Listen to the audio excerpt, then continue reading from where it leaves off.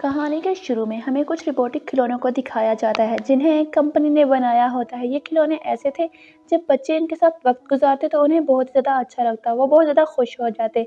जो वालदेन अपनी मसरूफियात की वजह से अपने बच्चों को टाइम नहीं दे पाते थे, ये खिलौने कंपनी ने ऐसे ही बच्चों के लिए बनाए थे। ये खिलौने ऐसे थे जो बच्चों के दोस्त हों, बच्चे इनसे बहुत ज़्यादा खुश हो जाते थे, वो इनसे बातें करते और उनका दिल बहल जाता। और यहाँ पर हम एक छोटी सी बच्ची को देखते हैं जिसका नाम कैडी था। उसके पास एक रोबोटिक टॉय था, वो उसे उसकी आंट ने तोहफे में दिया था। एक दिन वो बच्ची अपने पैरों से कहीं जा रही थी। रास्ता बहुत ज़्यादा ख़राब था, मौसम भी बहुत ज़्यादा ख़राब था, हर तरफ बर्फ़ थी।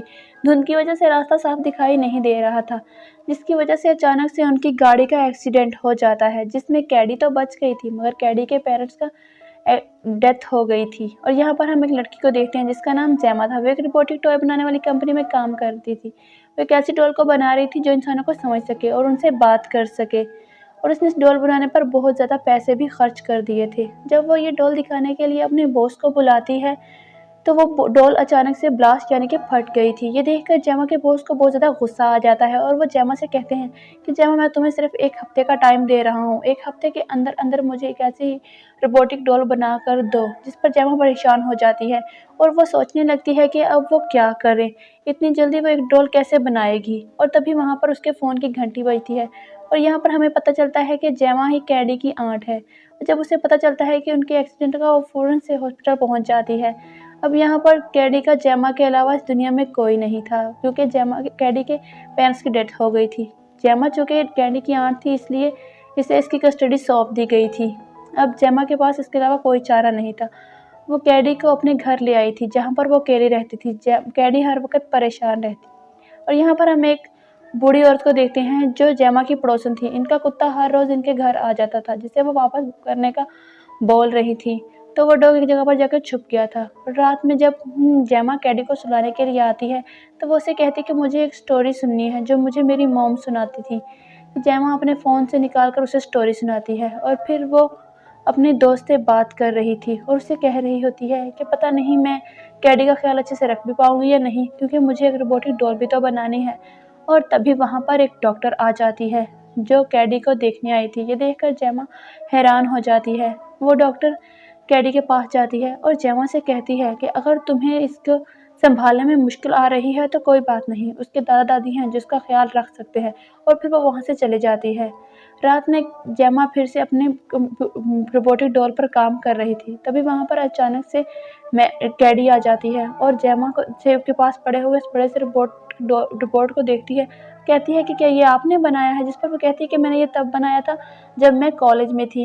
ये देखकर कैडी कहती है कि मेरे पास भी अगर ऐसा ही एक रोबोटिक खिलौना हो तो मुझे और कुछ नहीं चाहिए। ये देख सुनकर जेमा के दिमाग में एक आइडिया आता है और वे एक ऐसी डॉल को बनाने के बारे में सोचती है जो बच्चों के साथ वक्त गुजारे, इनका ख्याल रखे और इनसे बातें कर सके, और उससे उसका बहुत ज़्यादा वक्त भी बच जाएगा और कैडी भी अपने मॉम डैड के सदमे से उभर आएगी। और फिर वो लैब में जाकर ऐसी ही डॉल बनाने लगी थी। उसने इस डॉल के अंदर एक ऐसा प्रोग्राम इंस्टॉल किया था जिससे वो सोच समझ सके, और फिर उसने उसकी आँखों में एक कैमरे की चिप लगा दी थी जिससे वो हर चीज़ रिकॉर्ड कर सके। और फिर वो उसके ऊपर एक बहुत प्यारा सा फेस लगा देती है जो एक प्यारी सी डॉल का हो। अब उसने एक बहुत ही प्यारी सी डॉल तैयार कर ली थी। वो बिल्कुल इंसानों की तरह दिखती थी और इंसानों की तरह ही बात कर रही थी। जेमा ने अब चूँकि बहुत ज़्यादा प्यारी सी डॉल तैयार कर ली थी और उसने इसमें बहुत सारे फीचर भी इंस्टॉल कर दिए थे, जैसे कि दुख, सुख, गमी, खुशी, वो हर चीज़ को महसूस कर सकती थी। वो बिल्कुल इंसानों की तरह ही लगती थी। फिर जेमा अपने बॉस को एक दिन उसकी टेस्टिंग के लिए बुलाती है और उसे एक कमरे में ले जाती है और वहाँ पर वो अपनी भांजी यानी कि कैंडी को भी ले आती है। कैंडी उसके साथ वक्त गुजारती है। मैगन उसकी बहुत प्यारी सी एक तस्वीर बनाती है जिसे देखकर कैंडी बहुत ज़्यादा खुश हो जाती है। और फिर मैगन भी उसकी खुशी को देखकर खुश होती है। ये देखकर जेमा के बॉस बहुत ज़्यादा खुश होते हैं और वो कहते हैं कि जल्द ही हम इस डॉल को मार्केट में लाएंगे, और फिर वो वहाँ से चले जाते हैं। अब जेमा भी फ्री रहती थी और मैगन और कैंडी एक साथ वक्त गुजारती और बहुत ज़्यादा खुश थी। कैंडी मैगन को हर चीज़ सिखा रही थी जो वालिदैन अपने बच्चों को सिखाते हैं।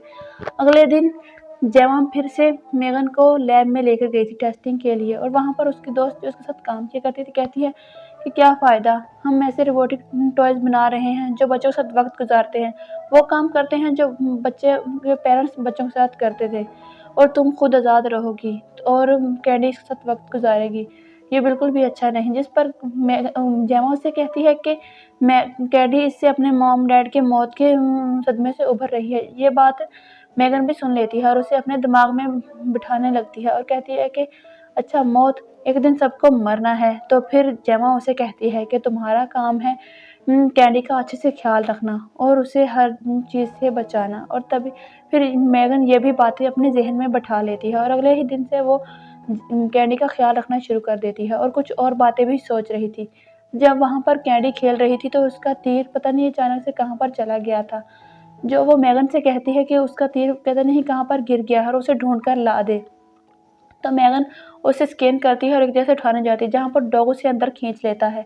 ये देखकर मेगन कैंडी भागती है और मेगन को बचाती है, पर तभी डॉग उसे भी काट लेता है। उसकी आंट आती है, उसे बचाती है। यहाँ पर मेगन ने कुछ और बातें भी अपने ज़हन में बिठा ली थी और वो एक रात उस डॉग को अपने पास बुलाती है और उसे भी मार देती है। और फिर यहाँ से पता चलता है कि मेगन अब इनके लिए खतरा बन चुकी थी। अगले दिन जब जेमा उसे अपने साथ अपनी कंपनी ले जाना चाहती थी मेगन की टेस्टिंग के लिए, तो उसे पता चलता है कि वो बहुत ज़्यादा बीमार है। उस जेमा उसे कहती है, अगर तुम बहुत ज़्यादा बीमार हो तो रहने दो, मत जाओ। जिस पर कैंडी उससे कहती है कि नहीं, वो उनके साथ जाएगी। फिर वो दोनों को अपने साथ अपनी कंपनी में ले जाती है। वहाँ पर बहुत सारे बोर्ड ऑफ डायरेक्टर भी थे। वो उन्हें एक कमरे में ले जाती है जहाँ पर कैंडी रोने लगी थी क्योंकि उसे मॉम-डैड की बहुत ज़्यादा याद आ रही थी। और तभी वहाँ पर मेगन भी आ जाती है, जो कैंडी को रोते हुए देखती है तो उसके पास आती है और उसे चुप करवाने लगती है। वो उसे ऐसे चुप करवा रही थी जैसे वो उसकी बड़ी बहन हो। ये देखकर सारे बोर्ड ऑफ डायरेक्टर हैरान हो जाते हैं और जेमा को और भी कॉन्ट्रैक्ट देने का कहते हैं। और यहाँ पर हम देखते हैं कि एक आदमी जेमा के कंप्यूटर से एक फ़ाइल को चुरा रहा था और वो इसे किसी दूसरी कंपनी को बेचने वाला था। अब जेमा कैंडी से बात करने की कोशिश कर रही थी, मगर कैंडी जेमा को बिल्कुल इग्नोर कर रही थी और उसके साथ खेल रही थी। यहाँ पर डॉक्टर जब कैंडी से मिलने आती है तो वो उसे उसके पेरेंट्स के बारे में बात करती है। ये सुनकर कैंडी बहुत ज़्यादा उदास हो जाती है और बहुत ज़्यादा रोने लगती है। और तभी वहाँ पर अचानक से मेगन आ जाती है और कहती है कि तुम्हें कैंडी के साथ ऐसा नहीं करना चाहिए था, तुम्हें उसे रुलाना नहीं चाहिए था। डॉक्टर फिर जेमा से बात करती है और कहती है कि तुमने इसके साथ ऐसा क्यों किया? तुमने एक डॉल को इसके साथ क्यों जोड़ दिया है? इस पर जेमा उससे कहती है कि डॉल के साथ वक़्त गुज़ारने से कैंडी सदमे से बाहर आ रही है। डॉक्टर कहती है वो तो ठीक है, पर ये एक डॉल है जो पता नहीं कभी भी ख़त्म हो सकती है, तुम्हें ऐसा नहीं करना चाहिए था। रात में जब जेमा कैंडी से बात करती है, तुम्हें अब स्कूल जाना चाहिए, जिस पर कैंडी उसे कहती है कि मैं मेगन के साथ ही स्कूल जाऊँगी। जेमा उसे रोकती है और उसे कहती है ऐसा नहीं हो सकता, जिस पर कैंडी उससे बहुत ज़्यादा झगड़ा करती है। उधर मेगन लाइट को ऑन ऑफ करने लगती है, जिस पर जेमा उसे रोकती है तो वो लाइट को ऑफ कर देती है। वो मेगन जेमा से कहती है अगर कैडी मेरे साथ जाना चाहती है तो ठीक है, उसे मेरे साथ ही भेज दो, उसके साथ झगड़ा मत करो। और फिर अगले दिन वो मेगन और कैडी को स्कूल ले आती है। कैडी अब भी मेगन को अपने साथ ले जाने की ज़िद करती है और यहाँ पर मेगन को एक डॉल वाले बेंच पर बिठा दिया गया था, जहाँ पर बहुत सारे टॉयज़ थे। और कैडी की टीचर उसे एक बदतमीज़ स्टूडेंट के साथ जंगल में भेज देती है कुछ फ्रूट लाने के लिए। वो बच्चा बहुत ज़्यादा शरारती था और यहाँ पर वो मेगन कैंडी को बहुत ज़्यादा तंग करता है और तभी वहाँ पर कहीं से मेगन आ गई थी। लड़का कैडी को छोड़ उस मेगन के पास चला गया था और उसे भी तंग करने लगा था। मेगन चुपचाप खड़ी थी क्योंकि वो नहीं जानती थी कि उसके अंदर एक ऐसा प्रोग्राम है जिससे वो दूसरों के सामने नहीं बोलती। उस लड़के ने अब मेगन को वहाँ से उठाया और वो वहाँ से भाग गया था। अब कैंडी मेगन को आवाज़ें लगा रही थी, मेगन, मेगन तुम कहाँ हो? वो लड़का मेगन को ज़मीन पर फेंक देता है और उसे तोड़ने ही वाला था जब मेगन उस लड़के के ज़बरदस्ती से कान पकड़ लिए थे और उसका एक कान खींचकर उसने उसके कान से अलग कर दिया था और वो उस लड़के को मारने के लिए इसे पीछे भागती है। और वो लड़का बहुत ज़्यादा डर गया था और उसके आगे से चलकर बहुत तेज़-तेज़ भाग रहा था और वो ऊँची जगह से गिरकर एक सड़क पर चला जाता है, जहाँ पर उस पर से एक गाड़ी गुज़र जाती है, जिससे वो लड़का मर गया था। अब जेमा कैंडी और मेगन को घर ले आई थी और अगले दिन मेगन उस कैंडी से बताती है कि मेगन पता नहीं खुद से वहाँ पर चलकर कैसे आ गई थी। जेमा के घर पर पुलिस आती है और कहती है कि आपके पड़ोसी का कुत्ता आपके घर तो नहीं आया? जिस पर वो कहते हैं कि नहीं, हमारे घर नहीं आया। और अगले दिन कैडी मेगन कैडी से कहती है कि तुम्हें परेशान होने की ज़रूरत नहीं, मैं तुम्हारा ख़्याल रखूँगी। तुम्हारा बहुत ज़्यादा ख़्याल रखूँगी और किसी को भी तुम्हारे आस-पास भटकने नहीं दूँगी जो तुम्हें परेशान करे। फिर वो जाकर उस औरत को भी अपने पास बुलाती है जिसका उसने कुत्ता मार दिया था। वो उसको औरत को भी बहुत बुरी तरह से मार देती है।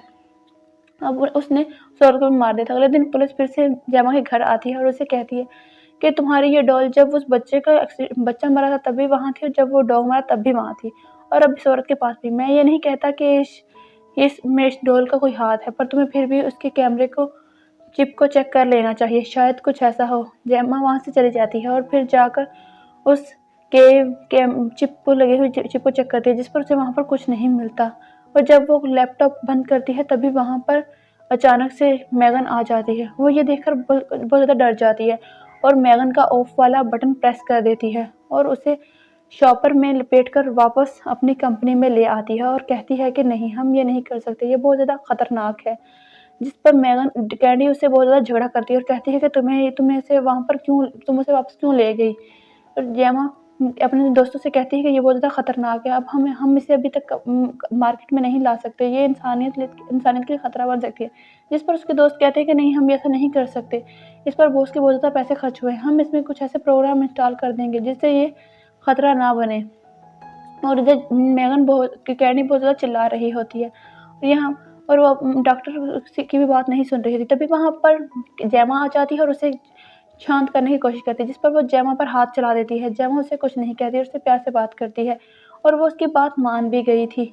और इधर जेमा अपने दोस्तों को बुलाती है और उस डॉल पर काम करने का कहती है और खुद कैडी को लेकर घर आ जाती है और अपने दोस्तों को कहती है कि उसे संभालना। मेगन इधर उन्हें पकड़कर मारने लगती है। वो सबके लिए मुसीबत बन चुकी थी और वो सभी लोगों को मारकर वहाँ से निकल जाती है और अब वो जेमा के घर भी पहुँच गई थी। उसने जेमा को पकड़ लिया था और वो जेमा को भी मारने वाली थी। जेमा बहुत ज़्यादा दुखी थी कि उसकी बनाई हुई चीज़ ने उस पर हमला कर दिया और उसे मारने वाली है। और मेगन उसे पकड़ लेती है और उसका गला दबाने लगती है, पर तभी वहाँ पर अचानक से कैडी आ जाती है। कैडी उस बड़े से रोबोट से मेगन पर हमला कर देती है। अब मेगन उस बड़े से रोबोट को भी ख़त्म करने के बारे में सोच रही होती है कि वो कैसे इस बड़े से रोबोट को ख़त्म कर दे। तभी जेमा कैडी उसकी चिप को तबाह कर देती है और अब वो उस रोबोट को ख़त्म कर चुकी। तभी वहाँ पर बाहर पुलिस आ जाती है जो कि जेमा के दोस्त लेकर आए थे और हम देखते हैं कि पीछे से अब भी मेगन काम कर रही थी। वो अपने कैमरे से जेमा को देख रही थी और वो अभी जेमा को मारने के बारे में सोच रही थी। इसीलिए हमें ऐसी टेक्नोलॉजी नहीं बनानी चाहिए जो इंसानियत के लिए ख़तरा बन जाए। ऐसी चीज़ें जो इंसानियत के लिए ख़तरा हों, हमें ऐसी कोई भी चीज़ नहीं बनानी चाहिए, क्योंकि ऐसी चीज़ें बनाकर हम दूसरों के लिए मुसीबत और अपने लिए भी मुसीबत खड़ी कर देते हैं। क्योंकि ऐसी चीज़ें ज़रूरी नहीं कि हमेशा फ़ायदेमंद ही साबित हों, ये नुकसानदेह भी साबित हो सकती हैं। और इसी के साथ यहाँ पर इस कहानी का एंड होता है। अगर आपको ये कहानी पसंद आई हो तो प्लीज़